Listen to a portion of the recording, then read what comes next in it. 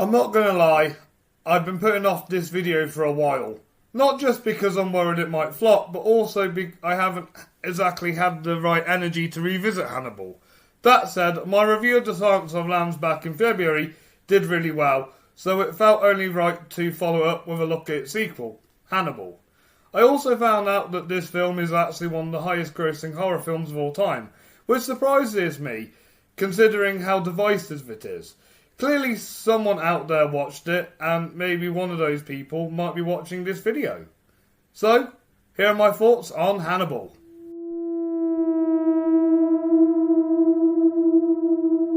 Even though this film is technically a sequel to The Silence of the Lambs, it feels very disconnected in a lot of ways. The only real thread tying it to the original is Anthony Hopkins reprising his role as Hannibal Lecter. Don't get me wrong, he gives a good performance, but honestly, that's the only reason why I wouldn't call this film completely terrible. If you're good at something, never do it for free.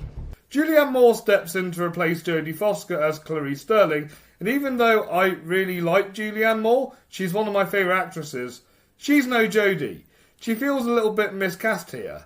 That said, I give credit to Gary Oldman and Ray Liotta for delivering solid performances.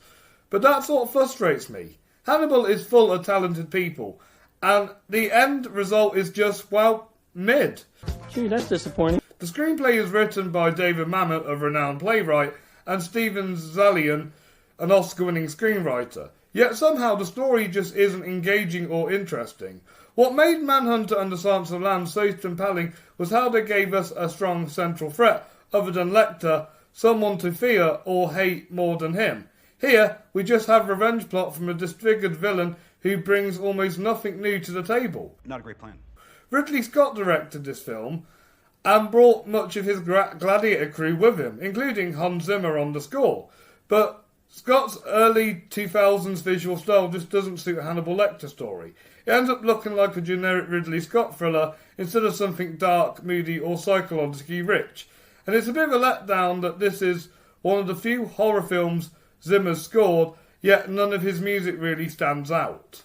It's a bold strategy, Cotton. Let's see if it pays off for him.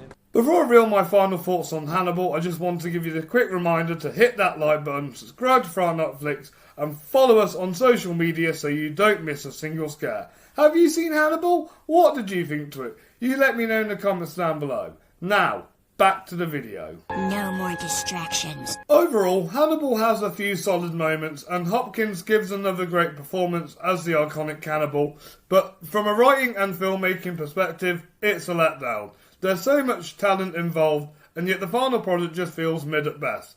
As a follow-up to one of the greatest horror films ever made, it just ends up feeling like a massive disappointment. I'm giving Hannibal a rating of a 3 out of 5 stars and a 6 out of 10. Thank you all for watching today's video. Please check out Hannibal and form me an opinion. And if you're new here, feel free to check out all my past videos and join me next time for some more spooky content. Until then, keep the chills alive, and as always, stay spooky.